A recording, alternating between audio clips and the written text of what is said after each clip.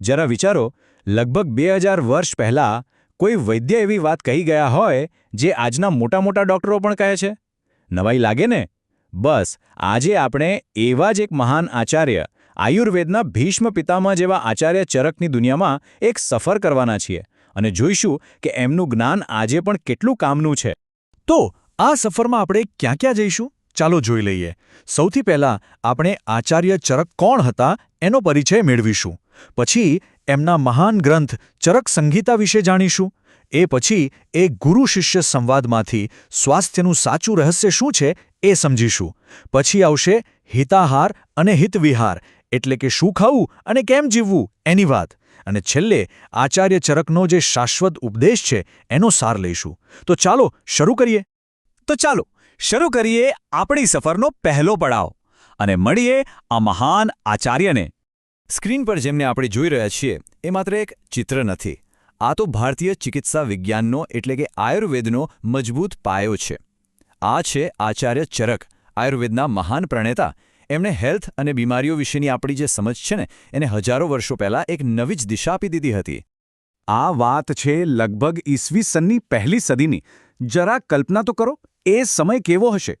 ત્યારે આચાર્ય ચરકે એક ગજબનું કામ કર્યું. એ સમયે મેડિકલ નોલેજ આમ તેમ વિખરાયેલું પડ્યું હતું. એમણે એ બધા જ્ઞાનને ભેગું કર્યું, એને વ્યવસ્થિત રીતે ગોઠવ્યું અને એમાંથી એક આખું શાસ્ત્ર તૈયાર કર્યું.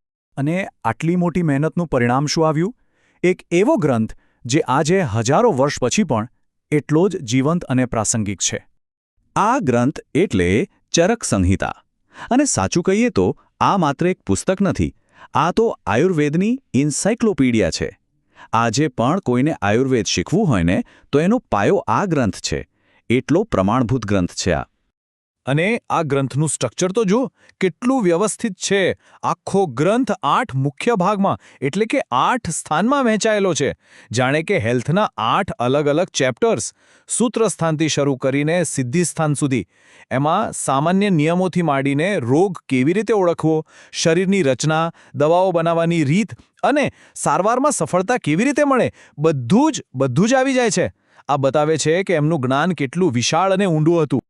પણ આટલા મોટા ગ્રંથનું જે હાર્દ છે ને, એનો જે જીવ છે, એ એક નાના પણ ખૂબ જ ઊંડા સંવાદમાં છુપાયેલો છે. એક ગુરુ અને એમના શિષ્ય વચ્ચેની વાતચીત. અને આ વાતચીત જ આપણને સ્વાસ્થ્યનું સૌથી મોટું સિક્રેટ બતાવશે. એક શિષ્ય પોતાના ગુરુને એક સવાલ પૂછે છે. અને આ સવાલ એ જ છે જે કદાચ આપણા બધાના મનમાં ક્યારેક ને ક્યારેક આવ્યો જ હશે. શિષ્ય પૂછે છે, આચાર્ય, શું દવા વગર માત્ર સારી રીતે જીવન જીવીને પણ માણસ રોગ વગર રહી શકે છે? ખરેખર આ એક સવાલમાં જ આખા આયુર્વેદનો સાર સમાયેલો છે. અને આચાર્ય જે જવાબ આપે છે ને એ સાંભળવા જેવો છે. એકદમ પોઈન્ટ ટુ પોઈન્ટ. એ કહે છે, જુઓ, દવાઓની જરૂર તો ત્યારે પડે જ્યારે રોગ શરીરમાં આવી ચૂક્યો હોય. પણ જો આપણે ઈચ્છીએ કે રોગ શરીરમાં પ્રવેશે જ નહીં, તો એના માટે સારી જીવનશૈલી સિવાય બીજો કોઈ રસ્તો નથી. એમનો ફોકસ ઇલાજ પર નથી, બચાવ પર છે. જેને આપણે આજે કહીએ છીએ ને, prevention is better than cure. આ વાત એમણે હજારો વર્ષ પહેલાં કહી દીધી હતી. સરસ વાત છે, પણ આ યોગ્ય જીવનશૈલી એટલે કે પ્રોપર લાઇફસ્ટાઇલ છે શું? એમાં શું શું આવે? શું ખાવું, શું કરવું? તો ચાલો જોઈએ કે આચાર્ય ચરક એના વિશે શું કહે છે. એમની પાસે આનો પણ એકદમ ક્લિયર જવાબ છે.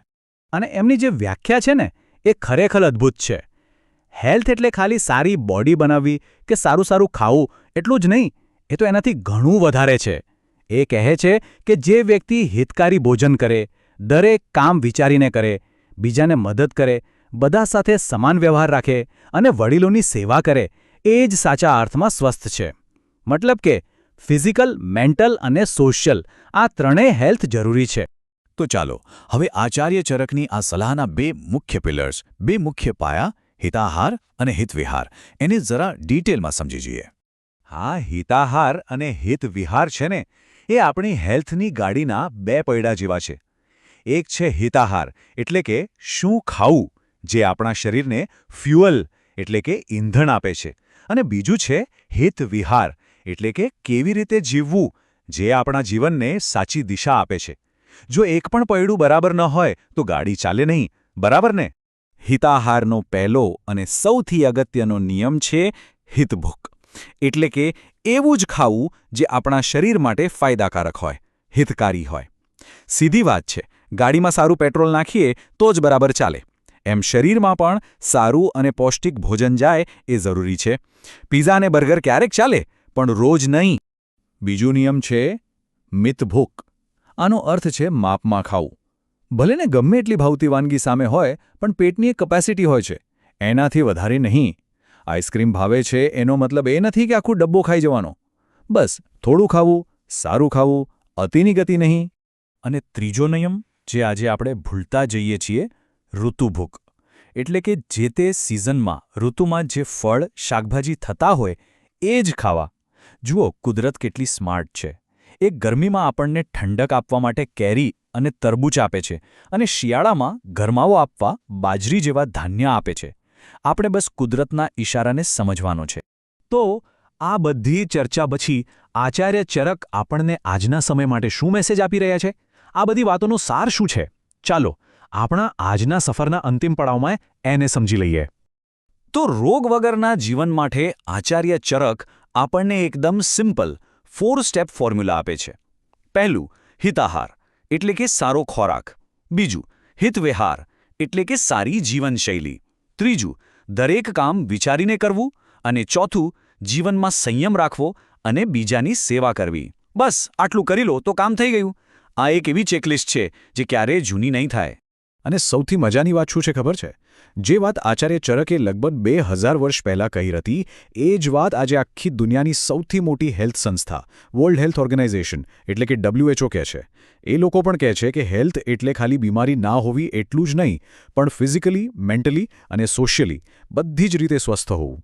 આ જ સાબિત કરે છે કે એમનું જ્ઞાન ટાઈમલેસ છે, શાશ્વત છે. અને છેલ્લે એક સવાલ જે આપણા સૌ માટે છે. આજની આ ફાસ્ટ ફૂડ અને કલાકો સુધી મોબાઈલની સ્ક્રીન જોવાની દુનિયામાં આચાર્ય ચરકની આ વાતોને આપણે પોતાના જીવનમાં કેવી રીતે અપનાવી શકીએ? આના પર વિચારજો જરૂર, કારણ કે આ જ આપણો સાચો પડકાર છે. અને આ જ આખા પાઠનો સૌથી મોટો બોધપાઠ પણ છે.